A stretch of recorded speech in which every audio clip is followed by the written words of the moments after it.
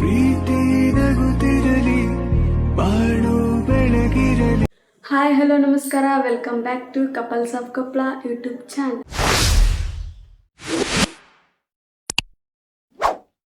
So ಇವತ್ತು video ಮಾಡ್ತಿರೋ ಕಾರಣ ಏನಪ್ಪ ಅಂದ್ರೆ, ಇವತ್ತು ನನಗೆ ತುಂಬ ಸ್ಪೆಷಲ್ ಡೇ. ಅದಕ್ಕೋಸ್ಕರ ಈ ವಿಡಿಯೋನ ಶೂಟ್ ಮಾಡ್ತಿದ್ದೀನಿ.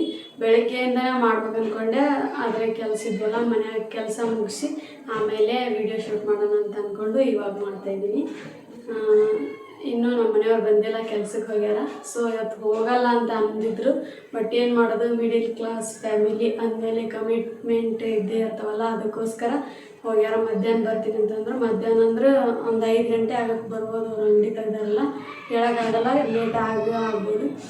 ಸೊ ಇವತ್ತು ನನ್ನ ಬರ್ತ್ಡೇ, ಅದಕ್ಕೋಸ್ಕರ ಈ ಬ್ಲಾಗ್ನ ಮಾಡ್ತಿದ್ದೀನಿ. ನಾವೇನು ಜಾಸ್ತಿ ಸೆಲೆಬ್ರೇಟ್ ಮಾಡಲ್ಲ, ಸಿಂಪಲ್ಲಾಗಿ ಸೆಲೆಬ್ರೇಟ್ ಮಾಡ್ತೀವಿ. ಯಾಕಪ್ಪ ಅಂದ್ರೆ ನನ್ನ ಬರ್ತ್ಡೇ ಮತ್ತು ನಮ್ಮ ಮನೆಯವ್ರ ಬರ್ತ್ಡೇ ಇದೇ ಮಂತಲ್ಲಿ ಇದೇ ವೀಕಲ್ಲೇ ಬರ್ತಾವೆ. ಅದಕ್ಕೋಸ್ಕರ ಇಬ್ಬರು ಬರ್ತ್ಡೇನ ಒಟ್ಟಿಗೆ ಮಾಡಿಬಿಡ್ತೀವಿ. ಅಂದ್ರೆ ಒಂದು ಕಲ್ಲಲ್ಲಿ 2 ಹಕ್ಕಿ ಹೊಡೆದಂಗೆ. ಮತ್ತು ಅದಾದಮೇಲೆ ಮತ್ತೆ ಇನ್ನೊಂದು 2 ಮಂತ್ಸ್ ಬಿಟ್ರೆ ನಮ್ಮ ವೆಡ್ಡಿಂಗ್ ಆ್ಯನಿವರ್ಸರಿನೂ ಬರ್ತಾ. ಹಾಗೆ ಇದೇ ಮಂತಲ್ಲಿ ನಮ್ಮ 9th ಇಯರ್ ಲವ್ ಆ್ಯನಿವರ್ಸರಿ ಕೂಡ ಇದೆ. ಅದಕ್ಕೋಸ್ಕರ ಜಾಸ್ತಿ ಕೇಕ್ ಅದೆಲ್ಲ ತಂದು ವೇಸ್ಟ್ ಮಾಡೋದು ಬೇಡ ಅಂತ ಒಂದೇ ಸರಿ ಕೇಕ್ ಕಟ್ ಮಾಡ್ತೀವಿ. ಅದು ಬಿಟ್ಟರೆ ಸಿಂಪಲಾಗಿ ಸೆಲೆಬ್ರೇಷನ್ ಮಾಡ್ತೀವಿ, ಮನ್ಯಾಗ ತಗೊಂಬಂದು ಇಲ್ಲ ಹೊರಗೆ ಎಲ್ಲರೂ ಊಟಕ್ಕೆ ಹೋಗೋದು ಇಂಥದ್ದೆಲ್ಲ ಮಾಡ್ತೀವಿ. ಸೊ ಇವತ್ತು ನನ್ನ ಬರ್ತ್ಡೇ ಸೆಲೆಬ್ರೇಷನ್ ಜೊತೆಗೆ ಹೆಂಗಿರುತ್ತಾ ಇವತ್ತಿನ ದಿನ ಅಂತ ಈ ವ್ಲಾಗ್ನ ಮಾಡಕತ್ತೀನಿ. ತುಂಬ ಜನ ಪರ್ಸ್ನಲ್ಲಾಗಿ ಮೆಸೇಜ್ ಮಾಡಿ ಕೇಳ್ತಿದ್ವಿ, ನಿಮ್ಮ ಲವ್ ಸ್ಟೋರಿ ಹೇಳ್ರಿ, ನಿಮ್ಮ ಲವ್ ಸ್ಟೋರಿ ಹೇಳ್ರಿ ಅಂತ. ಸಿಕ್ಕಾಪಟ್ಟೆ ಜನ ಮೆಸೇಜ್ ಮಾಡಿರಿ ಪರ್ಸ್ನಲಾಗಿ ಲವ್ ಸ್ಟೋರಿ ಹೇಳ್ರಿ ಅಂತಂದು. ಸೊ ಖಂಡಿತವಾಗ್ಲೂ ಹೇಳ್ತೀವಿ. ಮನೆಯವ್ರು ಸ್ವಲ್ಪ ಬ್ಯುಸಿ ಅದಾರ, ಜಾಸ್ತಿ ಅಂಗಡಿ ಗದ್ದಲದಾಗ ಬಿದ್ದಾರ. ಅವ್ರು ಬೆಳಗ್ಗೆ 10 ಗಂಟೆಗೆ ಹೋಗಿ ರಾತ್ರಿ 10:30 11ಕ್ಕೆ ಬರ್ತಾರೆ. ಸೊ ಅದಕ್ಕೋಸ್ಕರ ಜಾಸ್ತಿ ಡಿಸ್ಟರ್ಬ್ ಮಾಡಿಲ್ಲ. ಯಾವಾಗ ಫ್ರೀ ಇರ್ತಾರೋ ಅವಾಗ ಹೇಳಿದ್ರೆ ಆತಂತ ಸುಮ್ಮನಾದಿವಿ. ಹಾಗೆ ತುಂಬ ಜನ ಕಾಮೆಂಟ್ ಮಾಡಿರಿ, ಅಪ್ರಿಷಿಯೇಟ್ ಮಾಡ್ತೀರಿ, ಸೂಪರ್ ಜೋಡಿ, ಚೆನ್ನಾಗಿರಿ, ನಿಮ್ಮ ಥರ ಲೈಫ್ ಸಿಗಬೇಕು ಅಂತ ತುಂಬ ಜನ ಕಾಮೆಂಟ್ ಮಾಡ್ತೀರಿ.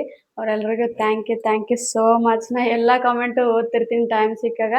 ತುಂಬ ಖುಷಿ ಆಗುತ್ತೆ ನನಗೆ ಆ ಥರ ಕಾಮೆಂಟ್ ನೋಡಿದಾಗ. ಕಾಮೆಂಟು ಓದ್ತೀನಿ. ಹಾಗೆ ಕಾಮೆಂಟ್ಗೆ ನಂಗೆ ರಿಪ್ಲೈ ಮಾಡೋಕ್ಕಾಗಲಿಲ್ಲ ಅಂದ್ರೆ ಲೈಕ್ ಅಂತೂ ಕೊಟ್ಟಿರ್ತೀನಿ. ಆದರೆ ಇಷ್ಟೆಲ್ಲ ಪ್ರೀತಿ ತೋರ್ಸಕತ್ತಿರಲ್ಲ, ನಿಜವಾಗ್ಲೂ ಸಿಕ್ಕಾಪಟ್ಟೆ ಖುಷಿ ಆಗುತ್ತೆ ನನಗೆ. ಯಾವಾಗಲೂ ಇದೇ ಥರ ಕಾಮೆಂಟ್ ಮಾಡಿರಿ, ಹಾಗೆ ನಿಮ್ಮ ಪ್ರೀತಿ ಸಪೋರ್ಟು ಯಾವಾಗಲೂ ನಮ್ಮ ಜೊತೆ ಇರಲಿ. ಸೊ ಈಗ ಟೈಮ್ ಅಂತೂ 3 ಗಂಟೆ ಆಗೈತಿ. ನಮ್ಮ ಮನೆಯವ್ರು ಬರೋಕೆ ಇನ್ನೂ 2 ತಾಸು. ವಿಶ್ ಮಾಡ್ಯಾರ, ನೆನಪಿಲ್ಲ ಅಂತಲ್ಲ, ರಾತ್ರಿ 12 ಗಂಟೆಗೆ ಎದ್ದು ವಿಶ್ ಮಾಡ್ಯಾರ. ಆದರೂ ಮನ್ಯಾಗ ಒಬ್ಬಾಕಿ ಇರೋಕೆ ಬೇಜಾರಾಗತೈತಿ. ಇವತ್ತು ಎಲ್ಲರೂ ಹೊರಗೆ ಹೋಗ್ಬೇಕಂತ ಅಂದ್ಕೊಂಡಿದ್ವಿ, ಅನಿವಾರ್ಯವಾಗಿ ಅಂಗಡಿ ತೆಗಿಬೇಕಾಗೈತಿ. ಸೊ ಮನ್ಯಾಗ ಒಬ್ಬಾಕಿ ಅದು ಬೇಜಾರಾಗಕತೈತಿ, ಏನು ಮಾಡೋಕ್ಕಾಗಲ್ಲ. ಇನ್ನು ಈಗ ಫೋನ್ ಮಾಡಿದ್ದೆ, ಬರ್ತಾರೆ ಇನ್ನೊಂದು 2 ತಾಸು, ಆವಾಗ ಹೊರಗಡೆ ಹೋಗ್ಬೇಕಂತ ಅಂದ್ಕೊಂಡಿವಿ.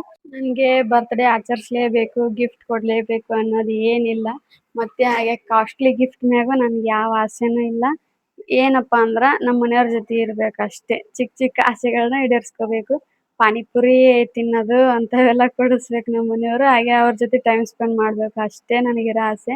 ಬರ್ತ್ಡೇ ಅಂದರೆ ಕೇಕೇ ಕಟ್ ಮಾಡಬೇಕು, ಅವ್ರು ನನಗೆ ಗೋಲ್ಡ್ ಗಿಫ್ಟ್ ಕೊಡಬೇಕು, ರಿಂಗೇ ಕೊಡಬೇಕು ಅಂತ ಏನೂ ಇಲ್ಲ.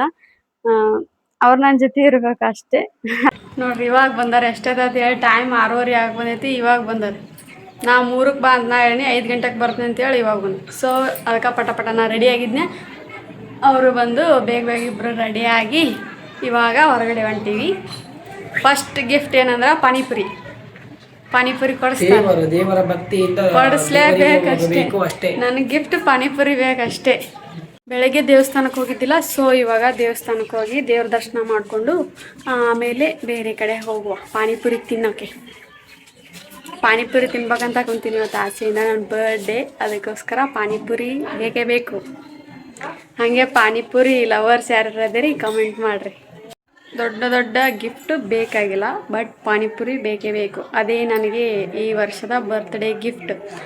ಒಂದು 20-30 ರೂಪಾಯಿ ಪಾನಿಪುರಿ ಕೊಡಿಸಿದ್ರೆ ಸಾಕು, ಖುಷ್ ಹೋಗಯ.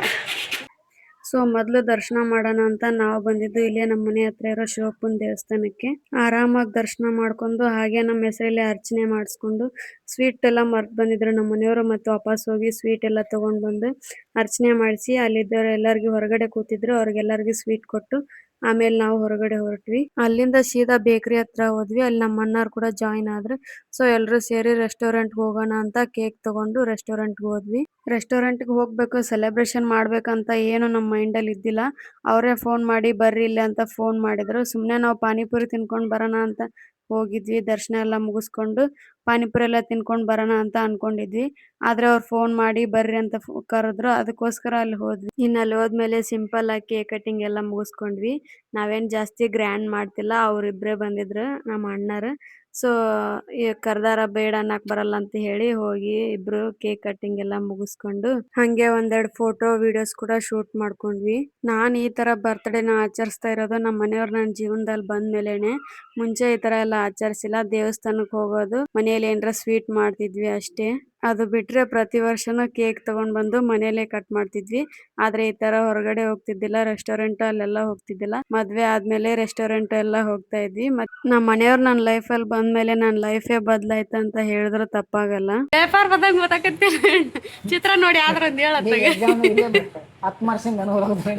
IAS ಎಕ್ಸಾಮ್ ಬರೋರು ಈ ನಮೂನಿ ಓದಲ್ಲ.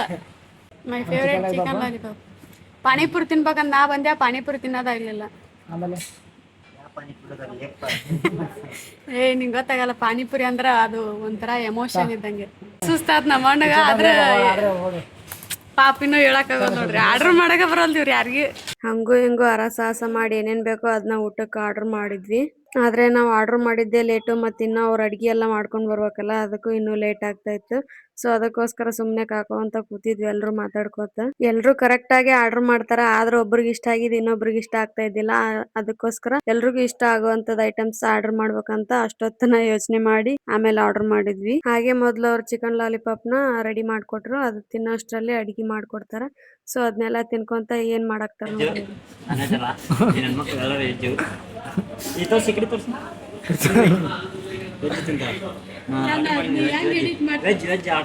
ಅಷ್ಟರಲ್ಲಿ ನಾವ್ ಏನೇನ್ ಆರ್ಡರ್ ಮಾಡಿದ್ವಿ ಎಲ್ಲ ಕೂಡ ಬಂತು. ಸೊ ಎಲ್ರು ಊಟ ಮಾಡಿದ್ವಿ. ಹಾಗೆ ಬಿರಿಯಾನಿ ಕೂಡ ಆರ್ಡರ್ ಮಾಡಿದ್ವಿ.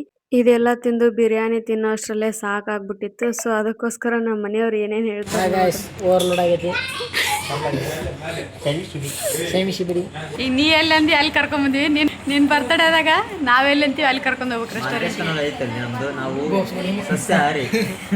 ನಿನ್ ಸಸ್ಯಾಹಾರಿ ವಿಡಿಯೋ. ಸೊ ನಾವ್ ಇವತ್ತು ಬಂದಿದ್ದು ಇದೇ ಹೋಟೆಲ್ಗೆ, ಸಾಮ್ರಾಟ್ ಫ್ಯಾಮಿಲಿ ರೆಸ್ಟೋರೆಂಟ್ ಅಂತ. ಊಟ ಎಲ್ಲ ಚೆನ್ನಾಗಿತ್ತು, ಚೆನ್ನಾಗಿ ಮಾಡ್ಕೊಟ್ಟಿದ್ರು.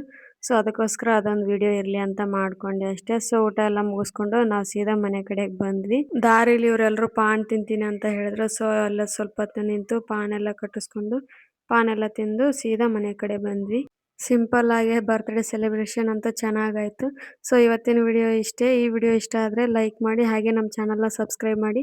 ಹಾಗೆ ವಿಡಿಯೋ ಹೇಗಾಗಿತ್ತು ಅಂತ ಹೇಳ್ರಿ.